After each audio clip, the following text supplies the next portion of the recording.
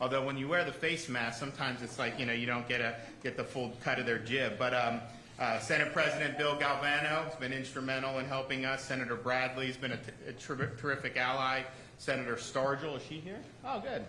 She's been great on education. Senator Flores, thank you for all your support. And then we have Representatives Danny Perez, Ana Maria Rodriguez, Bush, Representative Bush here, Vance Lupus, Representative Omfroy, where are you here? Oh, hey, how are you? Good to see you.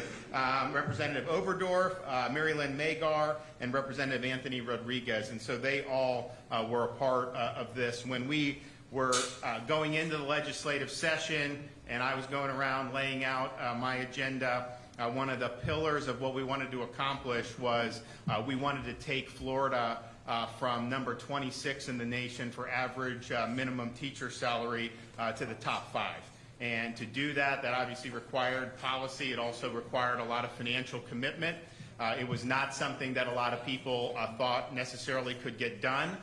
Even some of the people up here, may have had a little bit of misgivings about it at times, just because when you're dealing, there's only a limited amount of dollars and you got to make tough decisions a lot of times. But we really thought it was important to do that. And what ended up evolving, the proposal I put out, and Commissioner Corcoran was an instrumental part of that, was great, but I think the legislature actually made it better. So what we have today, what we'll be signing, is a bill that will provide $500 million directly to teachers, all public school teachers, school district or charter, and it will take Florida from number 26 in the nation to number 5 in the nation for average minimum salary.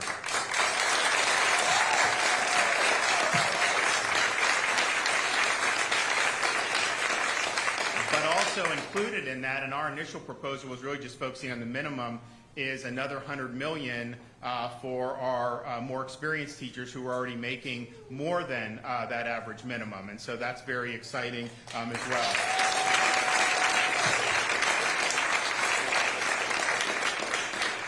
Now, it was one thing to get that through the legislature. It was another thing to get them to put the money in the budget and lay that on the table. But they laid the budget on the table, I think, the second week of March, and we had a little bit of changes in everything happening in our world since then. And so it was quite a challenge to make sure, even though we fought for it, that we'd be able to actually do it in the budget, because what we're looking at now in terms of the budget that will be enacted by July 1st is just a different fiscal picture than what we were dealing with in January, February, and early March. But I can report, although we have not made every decision about the budget, I can report this will be there 100%. We're going to have to make tough choices, but this is important.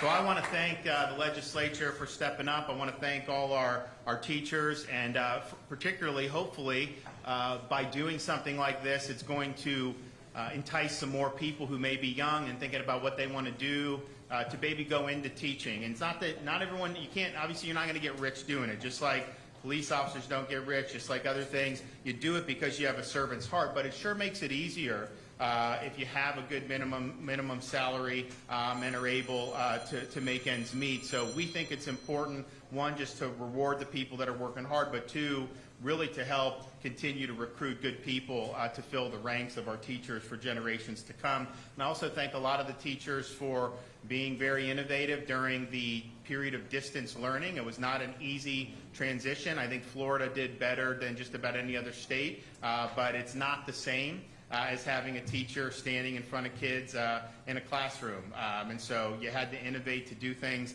so thank you for doing that. But man, we really want to get the teachers to be back in front of the students, and we're working on doing that, obviously, for the fall. So thanks to everyone who's been involved. We're going to have some folks here who were really instrumental in doing this say a few things, and then I'll go sit and sign the bill into law. So one of the guys who was really supportive and really did a great job working with my office and Commissioner Corcoran was the president of the Florida Senate, Senator Galvano. So I want Bill to come up and say a few words.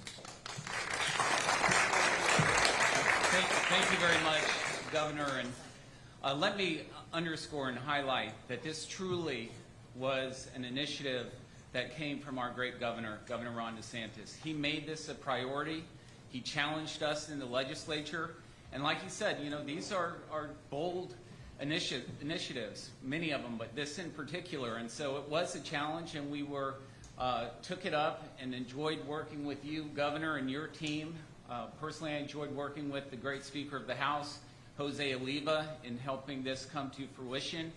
And in the Florida Senate, we've prioritized public education for many years, and so it was fit into that scheme when we went in to work with the governor and the commissioner to make sure that we were moving up the ranks to the top 10, number 5, in how we compensate our great teachers here in the state of Florida.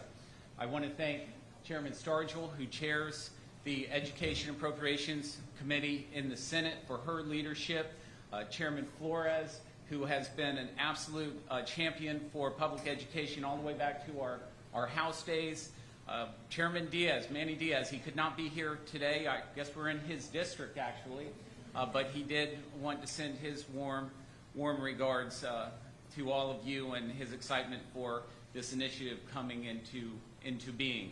And then I'm going to introduce our Appropriations Chair, because the governor can have an initiative, he can talk to me and the speaker about it, but then it becomes Chairman Bradley's headache. And he met the challenge and did a phenomenal job. Chairman Rob Bradley.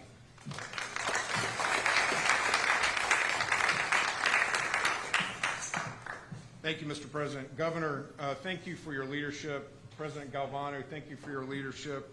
Chairman Stargel, the chairman of our Education Appropriations Committee, and Chair Flores as well. Thank you all for just the incredible leadership that was brought to bear.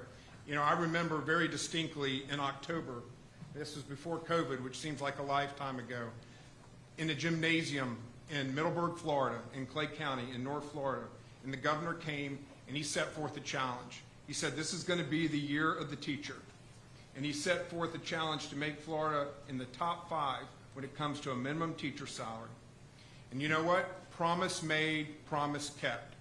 People said after COVID, this shouldn't happen. Should we even do this anymore? But today, it's happening. Promise made, promise kept. The year of the teacher is a reality. Thank you, Governor, and thanks everybody for making this happen.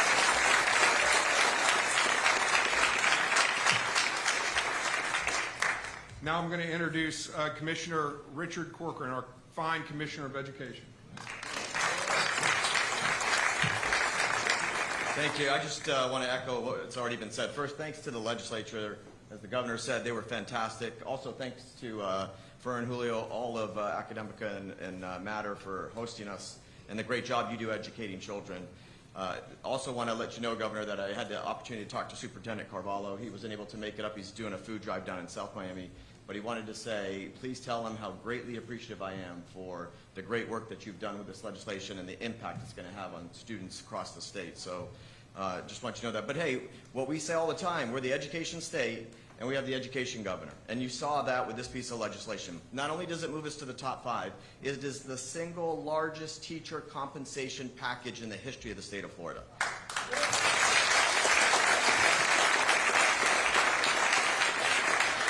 And I'll steal some of the governor's lines, but he says all the time, what nobody argues, everybody knows it. The most important thing to the outcome of a student is the quality, great educator that stands before those children. That's what drives outcomes more than anything else. And all of us, I could say, anyone here on this whole stage, you say, hey, name me a teacher that absolutely impacted you, transformed your life, and put you on a path of success or gave you ideas for a vocation. Every single person right now has a teacher in their mind. Every single one of us.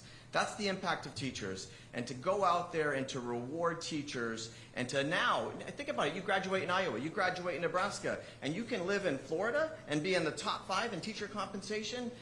The amount of teachers that are going to come here, and the ones that are here doing a great job, who've in 1 year, 2 year, 3 years, they're stuck well below that 47.5. Now they're all moved up. It's just a fantastic package, and the real winner, the biggest winner from this initiative, Governor, and you know it, that's why you laid it out, is the school children. The kids are the winners. Yeah, the teachers are getting the money, but the kids are the winners because they're going to have tremendous quality education outcomes. And as we say, education is everything. Education is freedom. It's the uplifting of the human soul to the glorious light of truth. And that is going to be imparted to our children from this great piece of legislation. So, Governor, thank you so much for being the education governor in the education state, and thank you again to all our legislative leaders. We're gonna go make it official.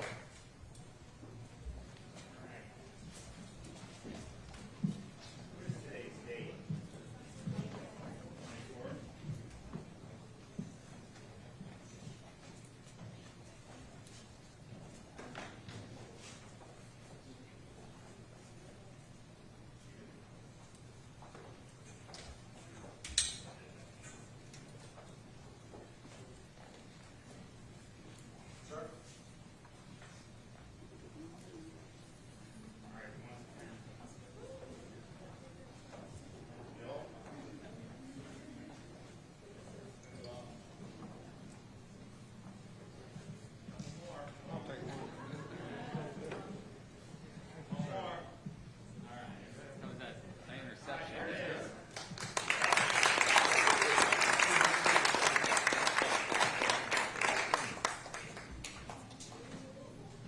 Well, thanks again for having us.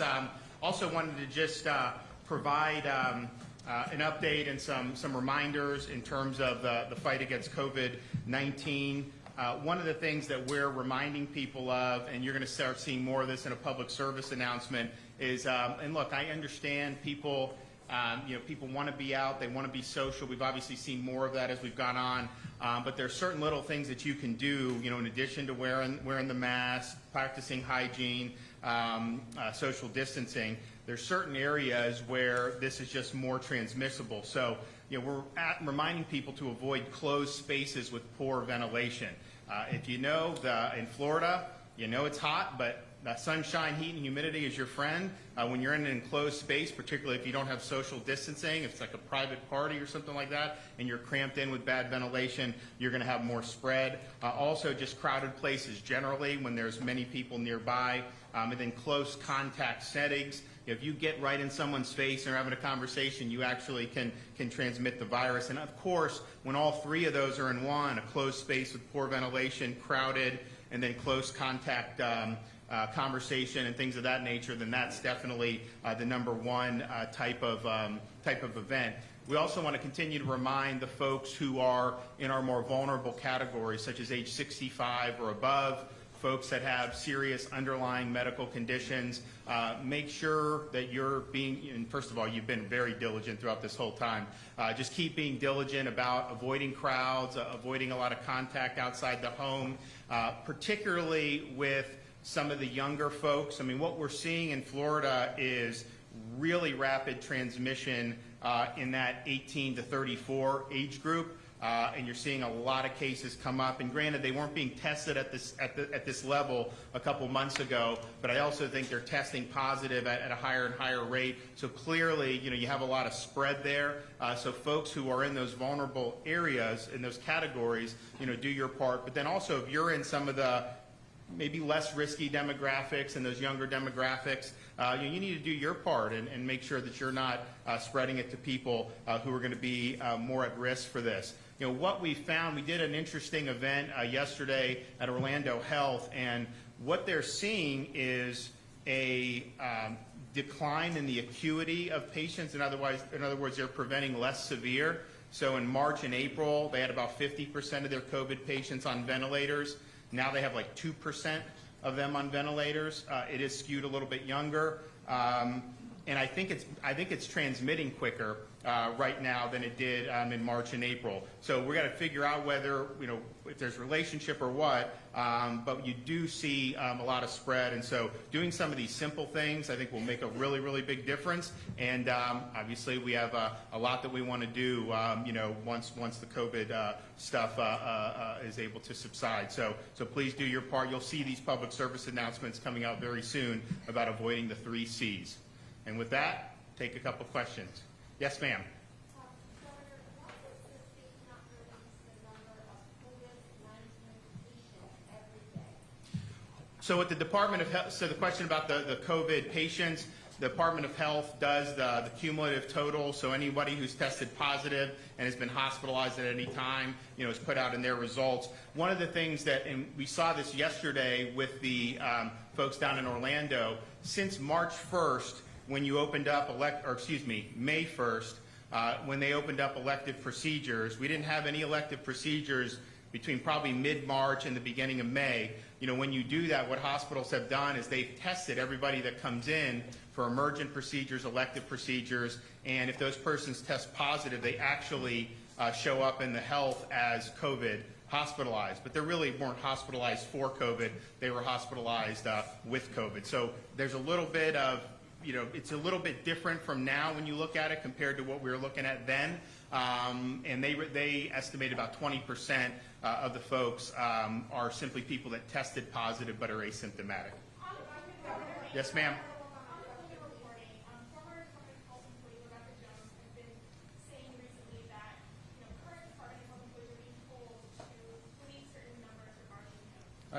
No, absolutely not. Come on. You guys have been on the conspiracy bandwagon for months. You have no evidence for it. You need to move on. You really do. It's embarrassing at this point. Yes, sir. That's not a conspiracy question, but you have a data-driven approach, you said, to coronavirus. Studies, there's one that was published in Health Affairs last week that said if you wear a mask, if you mandate masks at the state level, it's correlated with lower infection rates.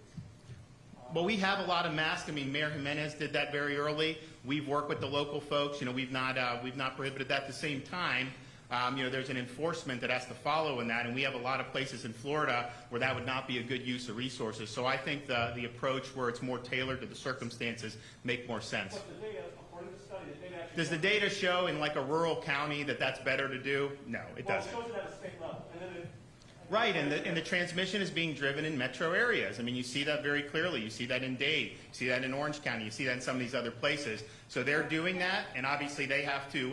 They're going to have to worry about how you enforce that. You have police interactions. There's some sheriffs that said that they would not be willing to do that. But we advised from the beginning of May.